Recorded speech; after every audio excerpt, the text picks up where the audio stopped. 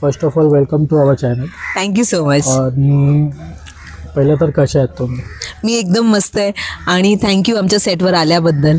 Thank you so much. आणि तुमच्या व्ह्युअर्सना पण हाय सगळ्यांना.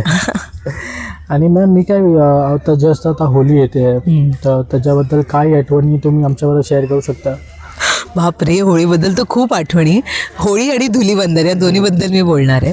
तर होळी म्हणजे होली आणि धुलीवंदन. होळीच्या वेळेला मी शूट करते मोस्टली, पण कसंही करून रात्री होळी पेटवताना मी जाते, कारण होलिकेला नमस्कार करून सगळं आपल्या म्हणजे नारळ वाहणं किंवा पूजा करणं हे मी करतेच, मी पाळतेच, म्हणजे हे वर्ष माझ्या लग्नानंतर. आणि दुसऱ्या दिवशी असतं धुलीवंदन, तर खूप धमाल करतो मी आणि माझे मिस्टर खूप जास्त. माझ्या मुलीला ऑप्शन नसतं म्हणून तिला करावं लागतं आमच्याबरोबर लहानपणापासनं.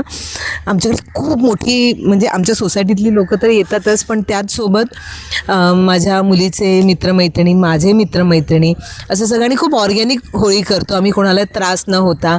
मग रंगाचे गॅसचे जे असतात मोठे मोठे ते पंप्स, ते पण आणतो माझा नवरा. आणि सगळे ऑर्गॅनिक कलर्स असतात, प्लस खाणं पिणं पण भरपूर असतं. आणि आमची स्वतःची टाकी असल्यामुळे ती टाकी 3दा भरली जाते, कारण आजकाल ते फुग्याचे बलून्स वापरता येत नाहीत त्याच्यामुळे. आणि लिटरली स्प्रे मारला जातो सगळ्यांवर पाण्याचा, आणि मुलं पण एन्जॉय करतात, वयस्कर लोक पण एन्जॉय करतात, आणि आमच्या वयाची लोक पण एन्जॉय करतात. खूप खूप धमाल येते. अशी कुठली आठवण जी तुम्ही कधी विसरलात नाहीत, अशी होळीमध्ये झाली असेल तुमच्याबरोबर? काय अशी कधी मी विसरू नाही शकत अशी लहानपणीची पण असू शकते?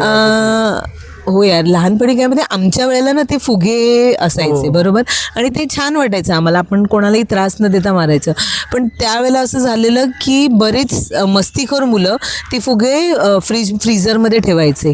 आणि मला आठवतं की मी क्लासला जात होते, तर वरतून कोणीतरी फुगा मारला, तो कडक मला नाही लागला, पण माझ्या पुढच्या मुलीला लागला आणि तिला डोक्याला मार लागला.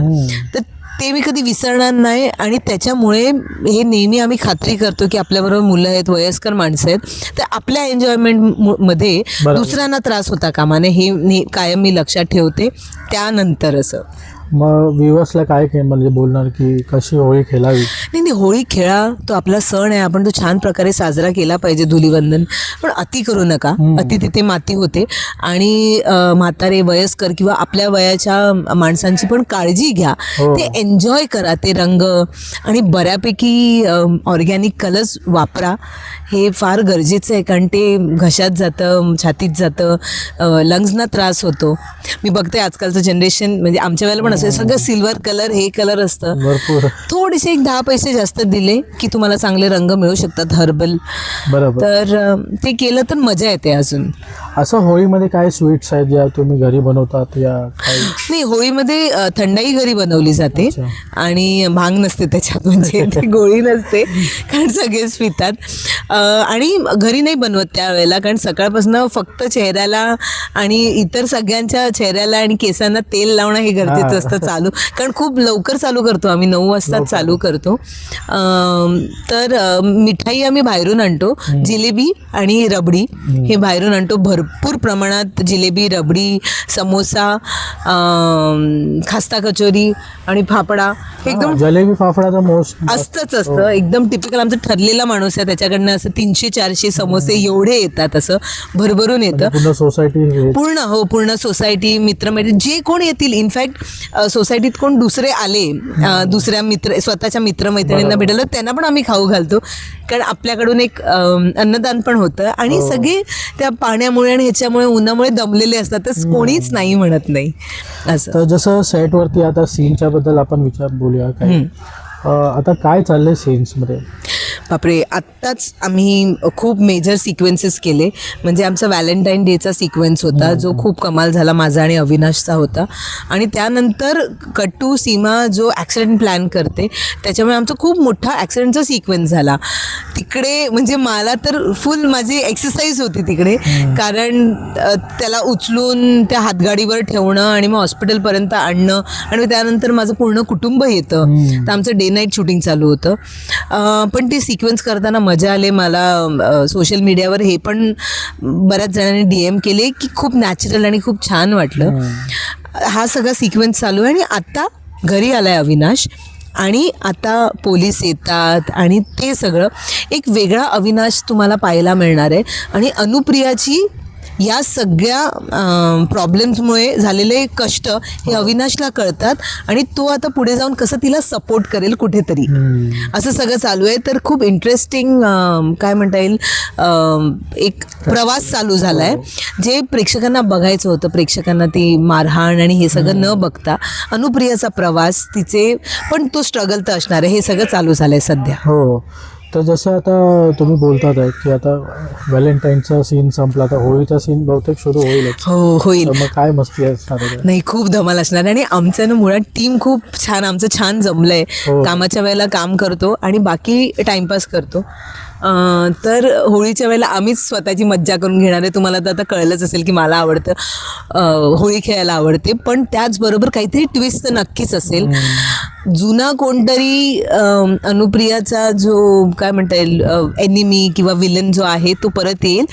मध्ये झालेलं की त्याच्याबरोबर काही सीन झालेले आमचे, ते खूप आवडलेले प्रेक्षकांना माझे जे झालेले ते, असं माझा अंदाज आहे. मला एक्झॅक्टली स्टोरी माहीत नाही आहे की तो येण्याची शक्यता आहे किंवा काही ना काहीतरी गडबड ती सीमा करेलच, काहीतरी येईल तो, किंवा माझी जाऊ आहे ती काहीतरी गडबड करेल, असं काही ना काहीतरी होईलच नक्की.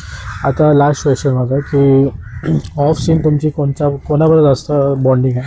माझी संजीवनी जाधवांबरोबर खूप चांगली बॉन्डिंग आहे. मुळात तसं तर सगळ्यांबरोबरच आहे, कारण आमची टीम छान आहे आणि मला असं वाटतं की सगळ्यांसोबत असं छान जमून काम केलं तर ते स्क्रीनवर छान दिसतं. हरीश पण आहे, पण हरीशचं आणि माझं खूप प्रोफेशनल रिलेशन आहे. म्हणजे आम्ही दोघांनी ठरवलं आहे की आपली मालिका आपल्याला छान रीते चालवायची आहे आणि सेम स्कूलचे, म्हणजे थिंकिंग वाईज आर्ट स्कूलची सेम असल्यामुळे, म्हणजे की कामात असताना आम्ही खूप सिरियस असतो, गिव्ह अँड टेक असतं, इम्प्रोव्हायझेशन असतं, कान डिरेक्टरकडे असतो, तर आमचे सीन्स छान होतात.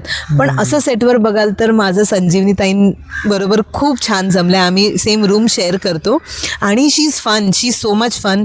त्यांचा एक्सपिरियन्स इतक्या वर्षांचा त्या शेअर करतात, मी शेअर करते, एकमेकांना डाएटमध्ये सपोर्ट करतो आणि खूप प्रेमळ आहेत त्या. I just love her. आणि शोच्या फॉलोअरला काय बोलणार? मी शोच्या फॉलोअर्सना सांगेन की यूट्यूबवर आणि इन्स्टावर पण बरेचदा मला खूप चांगले DMs येतात की खूप आवडते. बरेच जण असं पण म्हणतात की बंद करा, पण असं करू नका तुम्ही. आपण नेगेटिव्ह वेने बघूया नको. इतकी चांगली स्टारकास्ट आहे, आम्हाला खूप काही काही द्यायचं आहे भरभरून माझ्या फॅन्सना, मला द्यायचं आहे. म्हणजे तर पाहत राहा, तुम्हाला जे चेंजेस अपेक्षित आहेत ते नक्कीच आता तुम्हाला दिसू लागतील. तिचा तो रेडिओ जॉकीचा प्रवास पण चालू होईल, त्याचबरोबर ती घरचं कसं सगळं सांभाळते. असे बरेच स्त्रिया असतील ज्यांच्या खूप इच्छा असतील ज्या राहिल्या आहेत. सो एक अनुप्रियाला प्रोत्साहन देण्यासाठी आमची मालिका नक्की बघा. हाय, नमस्कार, मी दीप्ती केतकर आणि तुम्ही पाहत आहात 4 lines entertainment. Thank you so much. Thank you.